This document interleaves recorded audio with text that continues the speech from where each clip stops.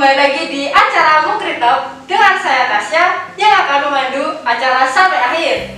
Nah, kali ini kita akan kedatangan bintang tamu Pak Solihin. Nantinya akan bertanya-tanya tentang kesibukan Pak Solihin dan pengalaman belajarnya Pak Solihin. Nah, penasaran kan gimana kelanjutannya? Yuk tonton sampai selesai. Selamat datang dalam frame acara Mukritalk Pak Solihin. Selamat datang, terima kasih banyak Mbak Natasha. Ini keren banget ini acara Mukritalknya. Oke, boleh. Kali ini kita mau wawancara Pak Solihin. Kali ini kita mau wawancara Pak Solihin sebagai salah satu guru yang inspiratif nih. Oke, boleh. Gimana? Tapi sebelum masuk ke pertanyaan, boleh dong Pak Solihin perkenalan diri dulu buat Sobat Mukri yang mungkin belum mengenal Bapak. Oh, boleh. Halo Sobat Mukri, dimanapun Anda berada. Salam kenal dari saya. Saya Solihin Alawali, ya lebih akrab dipanggil Solihin. Cuman ya sedikit orang biasanya manggil saya Om Sol gitu. Iya, gitu. Supaya nama akrab dengan teman-teman. Nah, saya aslinya Palembang. Ya, aslinya Palembang, ya di sini menetap di daerah Kasihan. Ya, alhamdulillah lah saya di Yogyakarta sudah dari tahun 2011. Ya, mungkin lebih banyaknya nanti kita bincang-bincang dengan Mbak Natasha ya, gitu. Yuk. Oke, biar Sobat Mukri nggak makin penasaran dengan kisahnya Pak Solihin. Begini, oke Sobat Mukri ya, semoga ini bisa menjadi inspirasi buat teman-teman semuanya.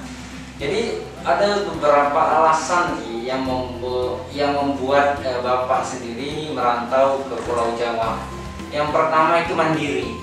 Bapak ingin merasakan bagaimana sih hidup mandiri itu, jauh dari orang tua, bagaimana kita mengelola keuangan. Contoh misalnya nih ya, teman-teman atau adik-adik Sahabat Mukri semuanya cuma dikasih dijatah gitu kan 500.000 dalam 1 bulan. Nah, dengan merantau kita kan belajar untuk memanage bagaimana ngatur nih duit 500.000 bisa cukup untuk 1 bulan, itu salah satunya.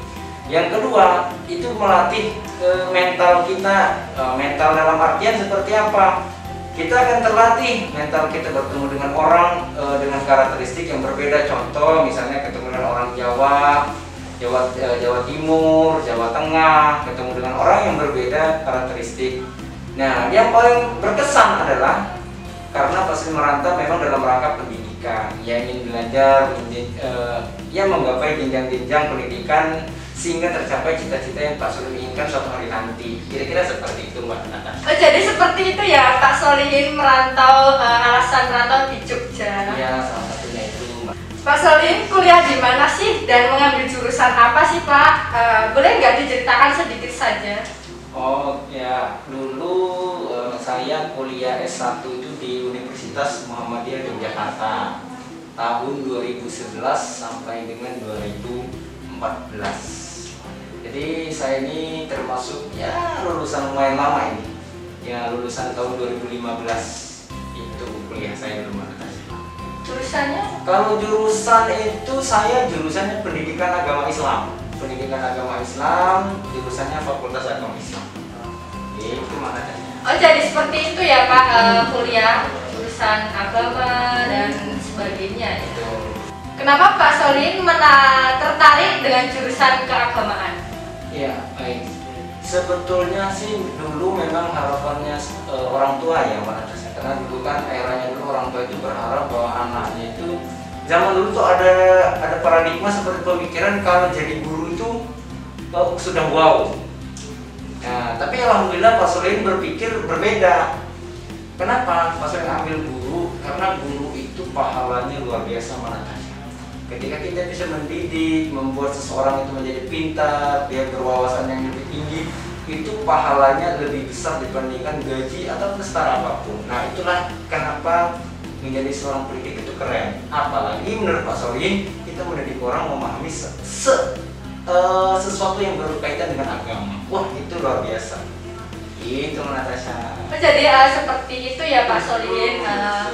Gimana ketertarikan dengan mengambil jurusan pendidikan agama ini? Dengar-dengar Pak Solihin ini alumni Gontor ya? Oh iya bener Mbak Natasha. Ya alhamdulillah saya mungkin ya menjadi salah satu gitu ya bagian dari teman-teman yang bangga sekolah mengenyam pendidikan di salah satu pondok yang ternama di Indonesia, salah satunya Pondok Modern Darussalam Gontor.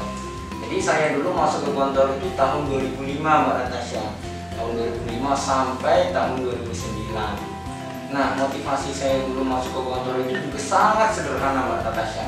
Jadi sahabat Mukri ya, ini sedikit ya mungkin bisa mendapatkan nilai tambah gitu ya. Jadi sederhana, motivasi saya masuk pondok dulu cuman hanya ingin biar bisa ngaji agar bisa doain orang tua Natasha. Karena sebesar apapun nilai sekolah saya, kalau saya tidak bisa baca doa ngaji buat orang tua, itu menurut saya masih nol. Nah ini saya termotivasi lah masuk situ. Walaupun dulu sebenarnya dorongan dari guru-guru juga Mbak Natasha. Nah tahun 2010 sampai 11 saya diberikan amanah lagi sekaligus dari Gontor, itu untuk mengabdi ngajar. Ya salah satunya di Pondok Modern Darussalam Gontor cabang yang ke-9. Itu tepatnya di Kota Lampung, Lampung Selatan. Gitu Natasha. Jadi Pak Solihin itu ngajar di Gontor tuh mengajari anak-anak untuk membaca Al-Quran biar bisa. Iya, ada salah satunya itu. Cuman banyak lagi Mbak, contoh mengajar misalnya mata pelajaran agama, PAI, Al-Quran hadis, tarikh, ada juga bahasa Indonesia, umum, bahkan yang eksak pun kita juga ngajar. Cuman bukan Pak Solihin semuanya yang ngajar, ada bidang-bidangnya guru-guru yang lain juga ngajarnya itu. Kalau Al-Quran ngaji itu sudah kewajiban kami, kewajiban kita sebagai guru kan harus ngajarin itu Natasha. Oh jadi seperti itu ya Pak Solihin ya. Apa yang memotivasi Bapak untuk mengajar di sekolah kita ini? Oke, jadi kalau ditanya motivasi untuk mengajar di sini, yang pastinya sama seperti mungkin ya jawaban Pak Solihin di awal tadi, karena Pak Solihin tertarik memang dengan dunia pendidikan, ya tentang mendidik agar anak makin pintar, makin cerdas, dan yang paling penting mengajar itu luar biasa pahalanya Pak Natasha. Nah, kenapa tertarik dengan Mukri? Kenapa tidak sekolah lain? Ya Pak Solihin juga tidak tahu sebetulnya kenapa tidak sekolah lain. Mungkin Allah takdirkan Pak Solihin tentu bertemu dan mempersamai teman-teman di sini. Depan nih Pak Solihin, boleh dong diceritakan kesibukan apa sih selain mengajar? Oke. Kalau kesibukan Bapak sendiri, kalau selain mengajar ya, biasanya kalau di rumah itu Pak Solihin lebih banyak aktivitas sebetulnya di depan laptop gitu ya. Karena Pak Solihin itu punya hobi ataupun ya kesukaan itu seperti mengelola, membuat website, kemudian ya bikin artikel, ya hal-hal unik lah yang kira-kira bisa mengisi waktu luang. Kemudian ya selain itu Pak Solihin juga punya kesibukan seperti konveksi. Ya konveksi itu ya untuk jasa pengadaan seragam, buat seragam Pancasila, kamu ya kira-kira seperti itu. Ya selain itu juga Pak Solihin juga punya usaha minuman, ya seperti boba gitu ya. Nah boba, cuman sekarang karena Pak Solihin kesibukan di sekolah, ini bobanya agak menurun. Lagi Pak Solihin coba cari ide-ide yang lain gitu ya. Ya intinya gini teman-teman sama sahabat buku sekalian, ya apapun yang kita kerjakan itu ya Pak Solihin berharap waktu-waktu kosong itu bisa saya manfaatkan untuk hal yang bermanfaat.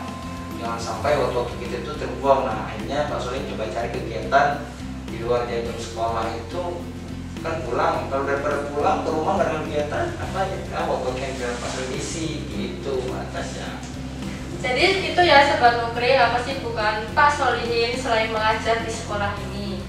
Nah, terakhir nih Pak, apa sih motivasi Pak Solihin untuk Sobat Mukri yang ada di rumah dan atau yang lagi nonton video kali ini?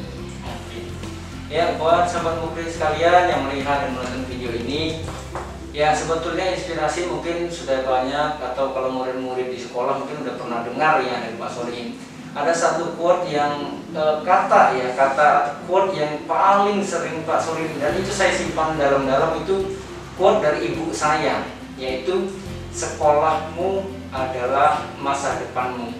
Nah maksudnya apa nak? Ya seperti ini. Saya tanya ke ibu Pak Solihin, Bu kenapa sih selalu ngomongin itu ke Solihin? Jawabannya sederhana, gagal sekolahmu maka kamu membuat kegagalan untuk masa depanmu.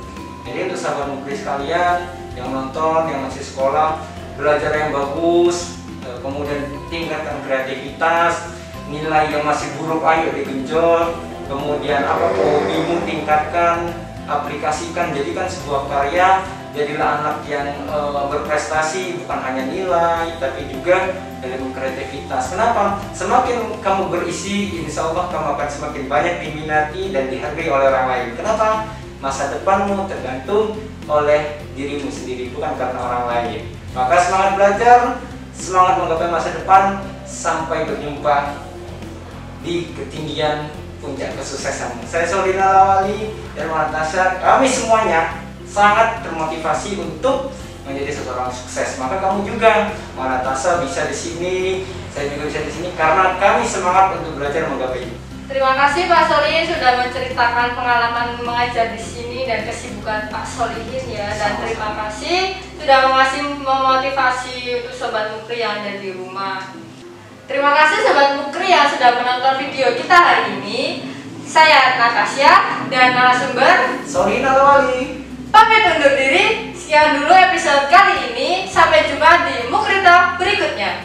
Jangan lupa like, komen, subscribe, and share. Assalamualaikum teman-teman. See you.